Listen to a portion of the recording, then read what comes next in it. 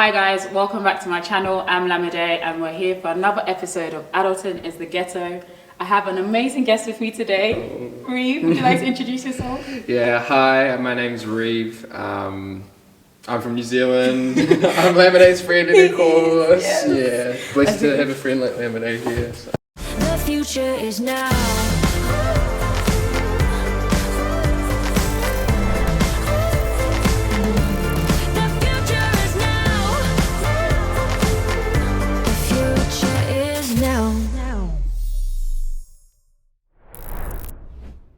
We always start the episode with an icebreaker. Sorry, I didn't tell you that, but we're doing an icebreaker today. Yeah. So I have 3 questions, nothing difficult. Okay. So question 1, if you could keep 3 apps on your phone, what would they be?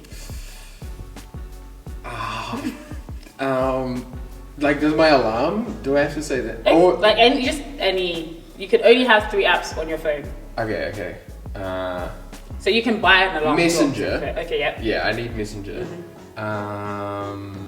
Maybe like my news app. Okay. Oh, no, podcast.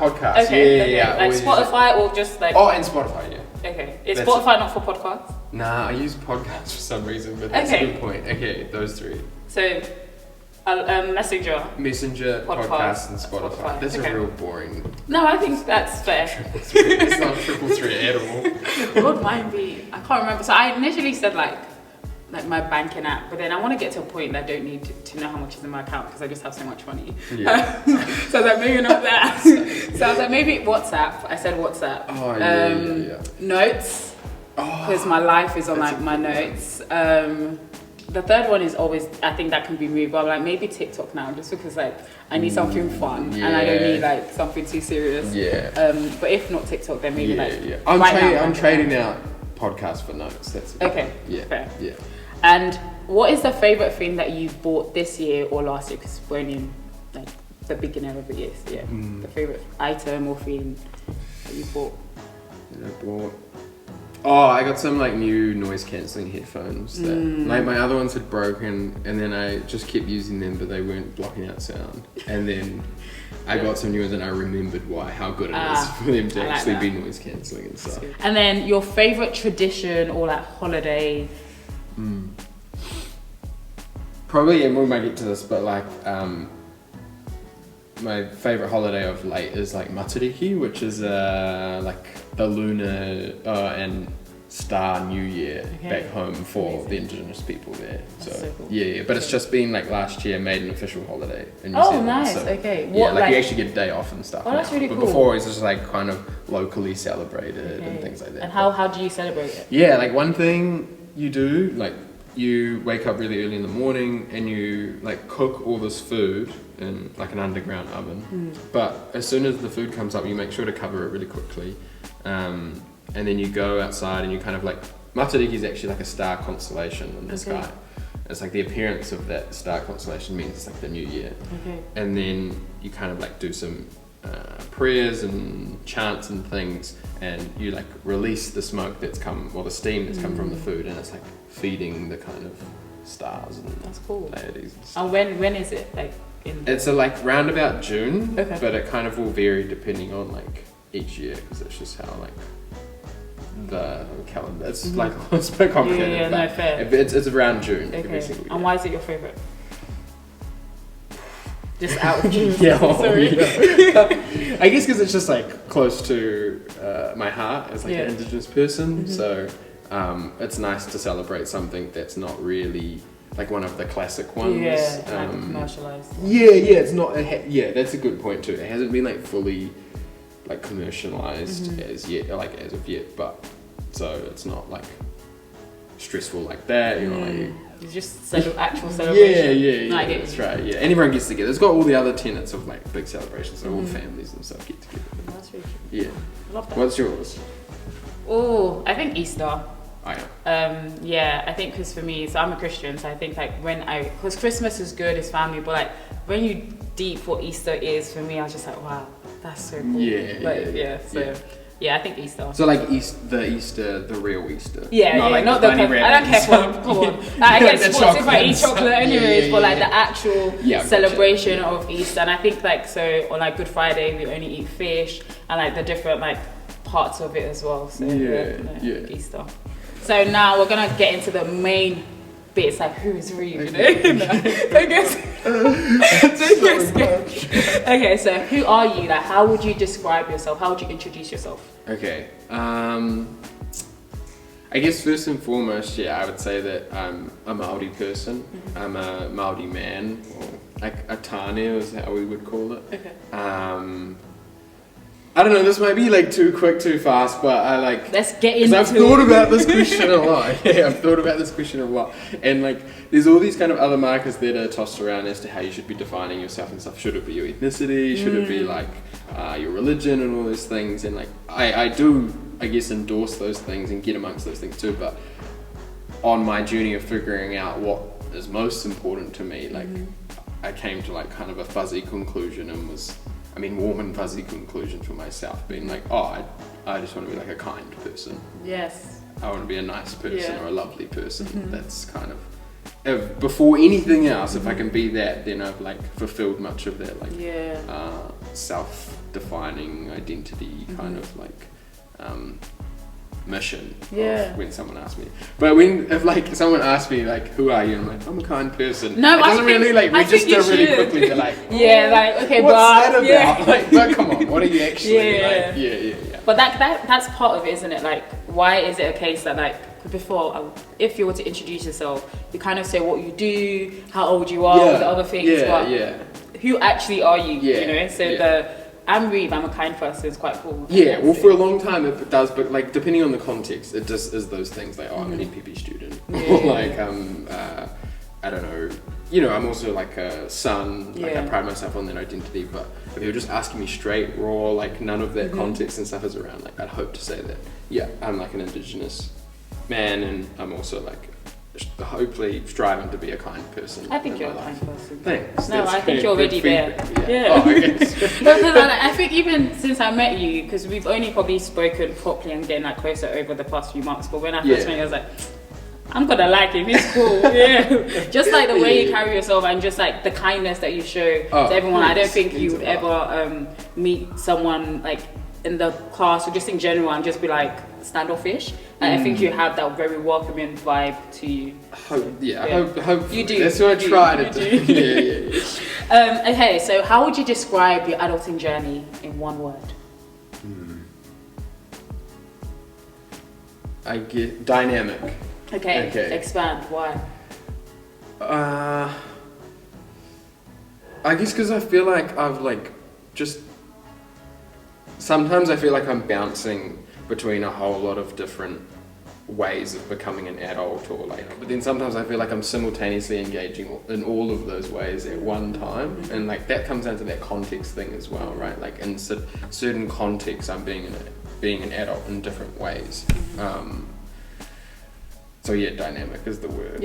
I think that's a good word. And I think that gives you, I think that encompasses it all quite well, especially like with your journey as it is that like we'll get into.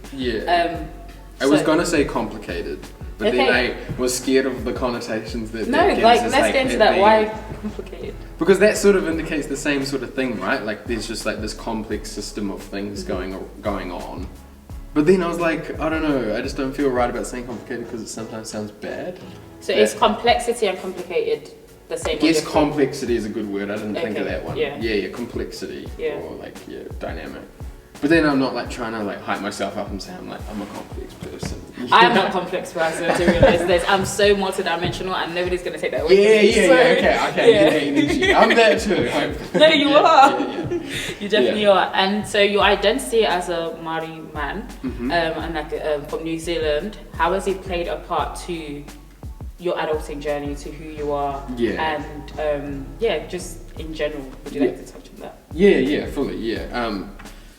So we've spoken about it, I spoke about it before to some of our classmates and stuff like that, that coming to this point of saying I'm an Indigenous man or I'm a Māori man has been a process as opposed to something I felt confident in being, like when I was younger, or when I was starting to even ask questions of myself of like who I am. It was always something that like bubbled away under the surface, like when I'm a teenager, asking, like subconsciously asking myself who I am, but it was never something I embraced wholeheartedly. And there was a lot going on, like so back home in New Zealand, the context wasn't necessarily conducive to saying or having pride in being that, because often Māori people were ridiculed or represented in the wrong kind of ways, and there was a lot of marginalisation that existed around me, which made me think that embracing that identity was a bad thing. I didn't know that was going on at the time for me, but that's kind of like the path of least resistance was for me to not embrace that kind of identity and embrace another one that I saw to be, or was represented as being more fruitful, which was not Indigenous, like good student, going to university or something like that, focusing on career, and like I don't know if I can say this sort of stuff on the thing, but I guess being white was kind of what I was aiming for a little while without realizing, and had lost sight of the importance of the real, like the identity I can't run away from, which is I was Indigenous, because I could never be seen as a white person, right? Like, no, for sure. I can't just choose to do that. Nor, and I'm glad, because nor would I want to now, because I know the importance of my identity as an Indigenous person, or like more specifically a Maori person.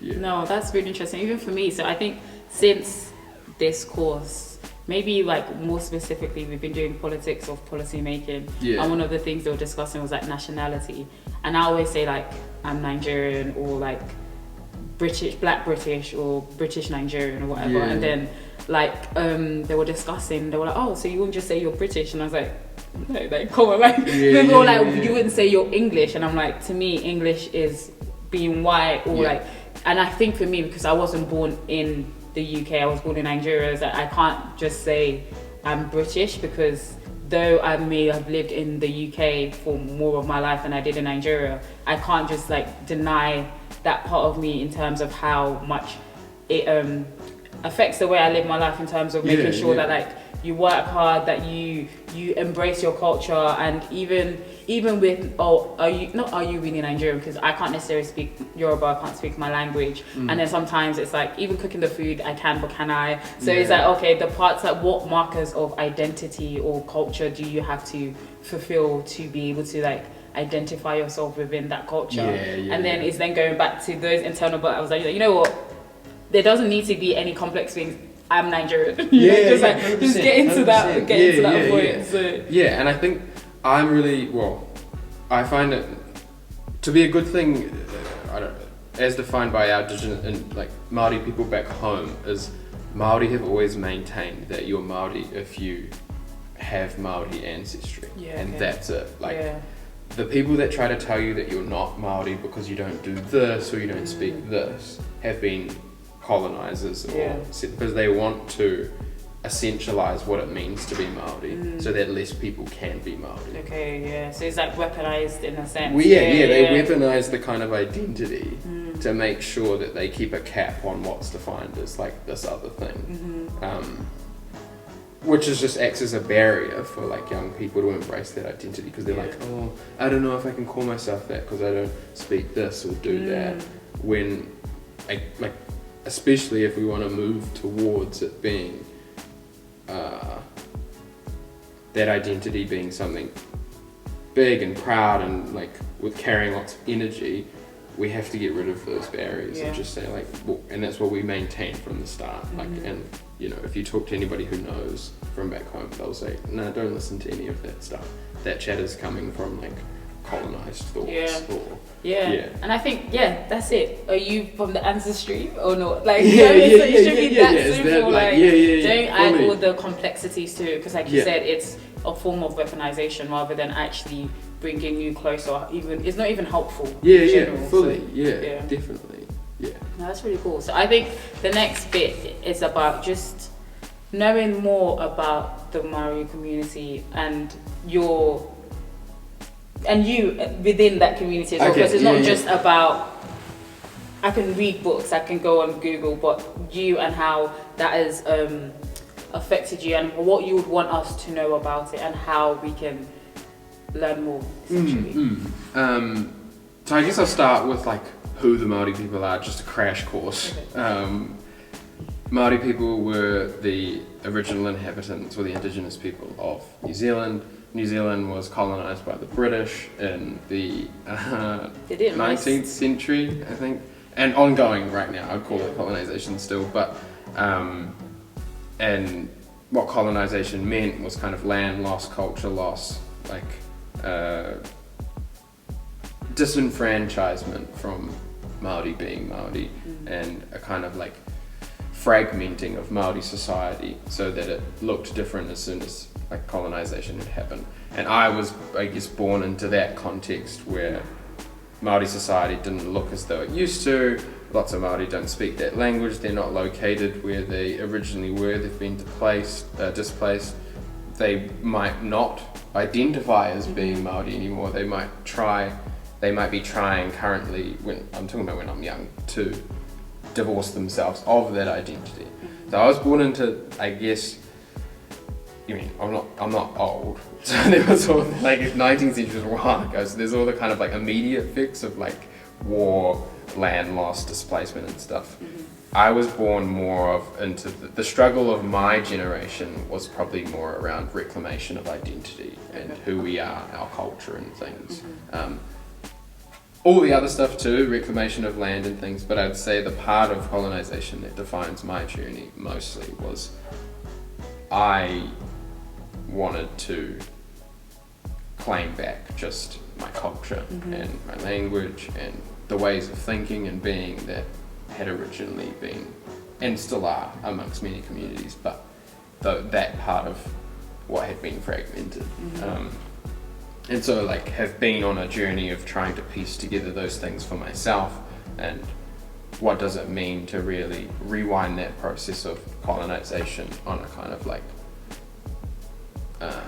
spiritual level, as like my personal soul level, and within my family too. Like I think because of a lot of us of my generation suffered from the same consequences. Hopefully that spreads outwards, and when I do it, other people do it too, and feel like we can do that together. So I think from like previously is more about the reclamation, and what do you think, or what would you like for it to be moving forward as well? Like me generally, or like in terms, like okay, yeah. Like I guess I just know that I want, like I know what kind of culture I want to push as being dominant within the family that I have, and then the generations to come. I hope that we can slowly build up the pride and confidence and this mission of reclamation is intergenerational. So I know my job isn't necessarily just about myself. I mean, I'm only one lifetime.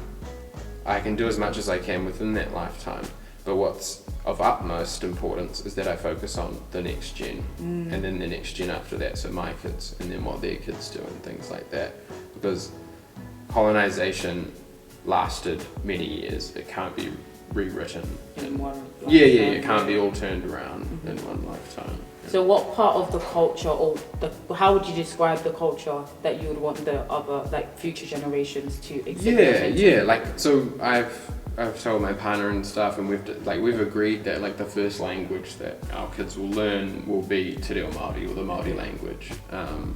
So things like that, and I guess the way that we want them to see the world is not strictly limited to that worldview they get given at school, which is kind of like Western in its foundations, and we'd hope to expose them to other ways of thinking and being which resemble more of what was passed down through my Māori ancestry. Like, I mean, in terms of like more specific things, and so I guess I can give an example. Something like my hair. When I was growing up, it was the common practice for everybody, like especially at school and stuff, is like the ideal haircut is prim, proper, like short back and sides kind of thing. And I know it's just a haircut. No, it's not, because I have lots now, so I actually but it symbolises so much as to what's deemed to be ideal, what's deemed to be like supreme and acceptable. And obviously this is the way that my like ancestors used to wear their hair, is long and tied up in a bun. They have many stories about this bun and how it connects us with the above, or like without getting too much into the specifics, but so it symbolises a lot. So to be even just be able to reclaim that practice and exhibit that to younger people, and for them to be like the implicit imprint being that, oh, like that's a way to be too. And hopefully it's not that different by then. It's so normal for them to see that as the thing that you do, and there's no pressure to cut your hair. Like, that's just like a small example. So all the things that happen that like are on that spectrum of identity, I would hope move an inch towards normalizing a Maori way of being, as opposed to like a Western way of being as the dominant kind of thing to be.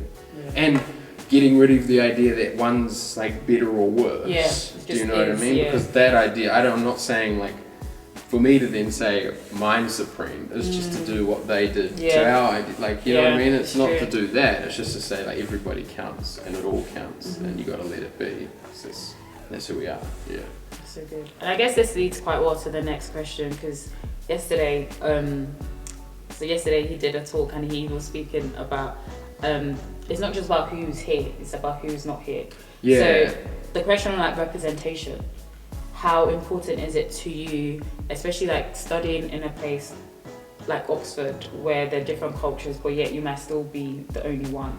How does that make you feel? Like, how is representation something we should strive for? Is also what I'm asking, because sometimes I feel as if yes, representation matters, but does it really? Is kind of what I'm asking. I think it's like because that's I think depending on who it's like defined by and being talked about, because like diversity and representation can be easily co-opted into like a thing we need to do just to appease the masses, or appease like this, I don't know, angry bunch of lefties who are getting at us for like the fact that we don't have this person on a board and we don't have this person as part of our leadership team. I think like my focus is, I mean, it is definitely like the embodiment of my broader focus or my broader thoughts on this topic are represented in struggles like that, but that's not like the ends, like that's not to me like the main thing. It's like actually there's this more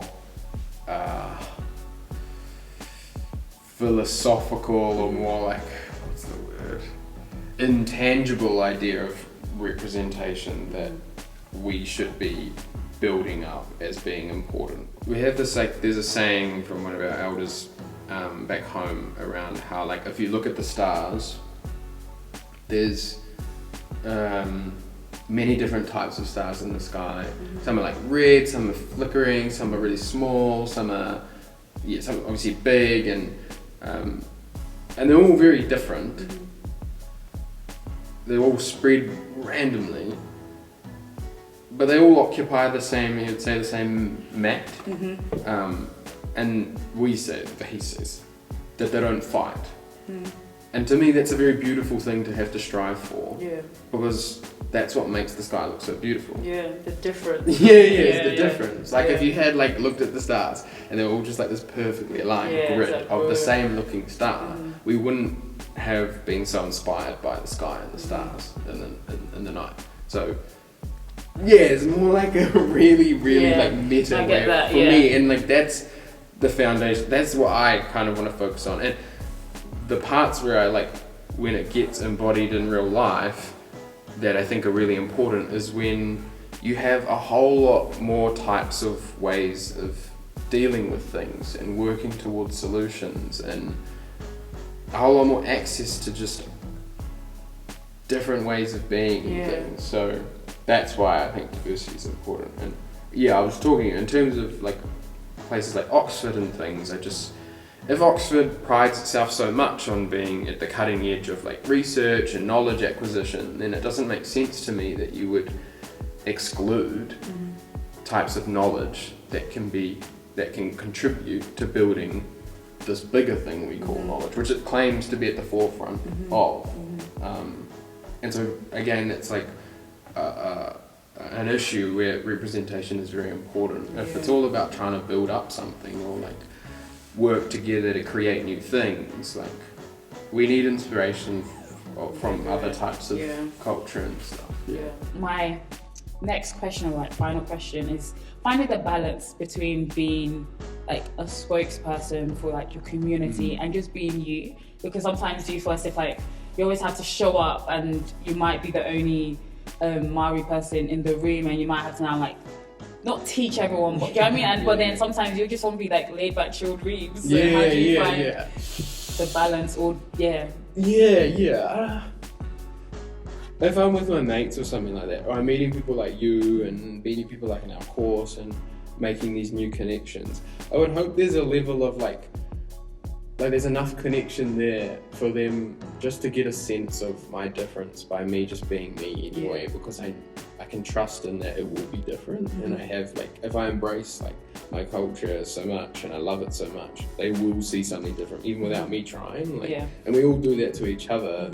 We can tell we're like different in some way, and you're like, oh, that must just be the way it is. And you get a sense then of like who these people are, and I just then have to make sure, and for me is making sure that I represent the best of not just like what our people are, but also what I can be, to make sure that those imprints are good, I guess. Or in terms of like the more formal, when I actually know I have to go and be a Maori person and tell people about Maori things or whatever, or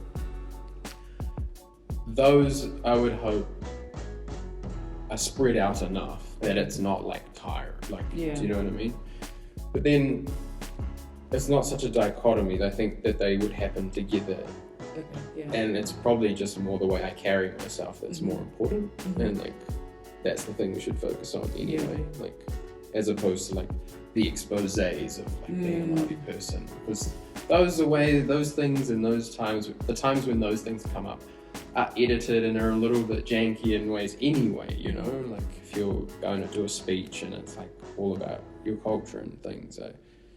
I mean, no doubt it's important to do those things, and like there's opportunity there to like show people and tell people, but I wouldn't put all the pressure on being that's the key, like that's the thing that's gonna make it impact and tell people who you are. It's like, take those opportunities, but don't lose focus that you've got a whole other way of even just one conversation is like, and if you're just yourself and you are proud of that identity, like it will come across. Don't worry, like I really like that. It makes so much sense. It's true, because I feel like oftentimes people feel the pressure to be like a spokesperson for one part of them or an identity or whatever, which then can exclude the other elements of them. So it's like, if you're just being, all elements can come together without it being so like thought through, or so like it's either this or that, but it's just like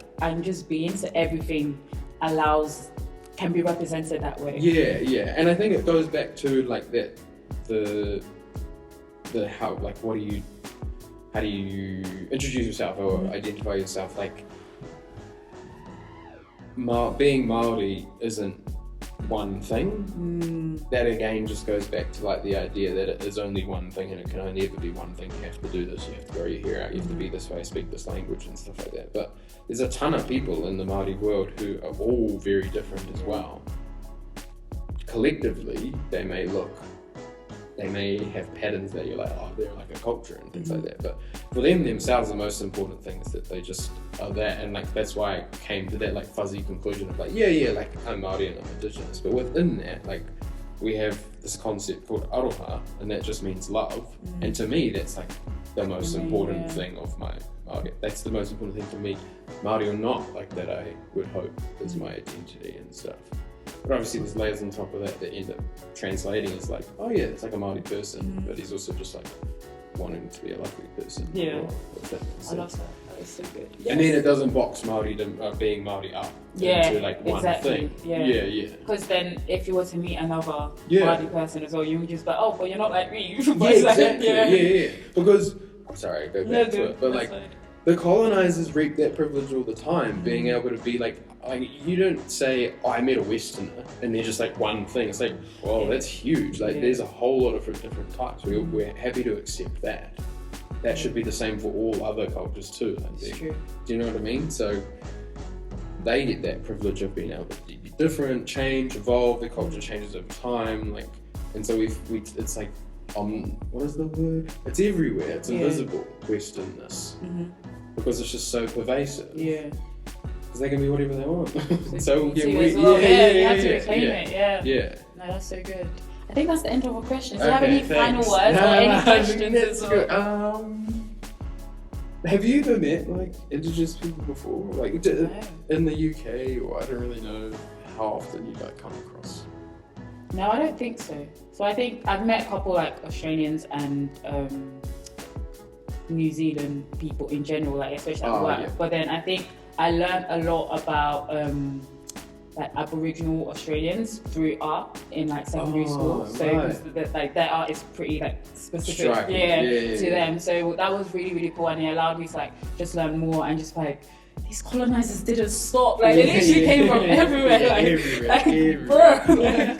So that was like, that was interesting. But I think in terms of actually like meeting, you were like the first Maori Indigenous person I've met, and it was just like, you made me realize that there's so much of the world I don't know. And I think for me, in general, especially when you're like a minority, you might think that you know about other minorities, but then you realize that you just about know about your own minority scope, and then also some of the stereotypes that you have, you can be just as bad as the colonizers and the Western people, because you can create stereotypes or things that are just untrue based on what you've been told, because you haven't giving yourself the opportunity to explore more about other cultures. And that idea that like, I guess it's two parts. So because your culture might have been hard for you to maintain, you might double down on trying to just maintain that so much to the point that you don't learn about other cultures, and then allow it to evolve, because you're trying so hard to just keep it alive. Fully.